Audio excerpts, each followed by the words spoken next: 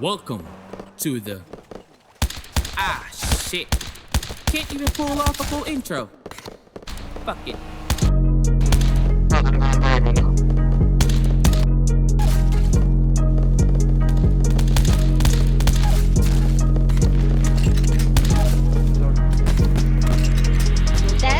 Ano ba?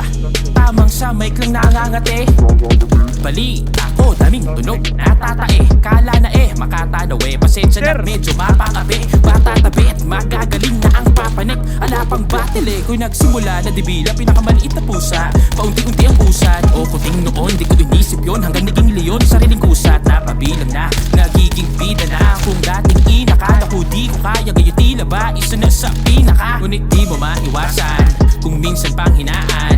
Dismiss sa kaliwa, dis sa kanan kahit di na kailangan. Kahit tindihan ko pa minsan nga ilang din sa dami ata. Pasanit harang na sa akin parang di bali na lang yung kapit lamang. Pero hindi isang dekada na ko nakipabuno makamit ko lang kahit natiting milagro. Kahit pa paano masabi ko rin panalig na abuti ko man na isang senaryo. Alam mo gaano pakalayo kahit ayaw o di sila pabor sa likha mo. Ako nga o pandayong taga-Davao magiging pa sa iba. Marinig, babala, nagpumilit para makatindig sa pagkatapak. Pisti, pagkabanga, ang lupit, ang gadanga ng beat sa bagawa. Dinaan sa instrument at talabit na magdadala. Itinuturo sa akin talabit na magdadala. Kala ko lyrics deep, yung pala lyrics weak. Lyrics sick, pag lyricist ay yung lyrics mo. Ano lyrics beat? Million views, ayos ba? Kung tagapakinig mo immature pa, ang dami mong nahawa. Ay sus, alam mo di ka lang cancer, virus ka. Hay nako, patay na to.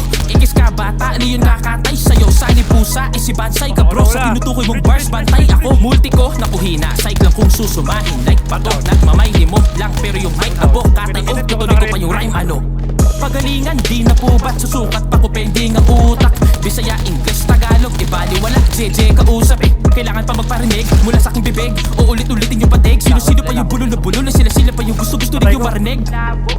Meron pa yung may mga mumble trip ni Aray, yung sumisip sa purple drink.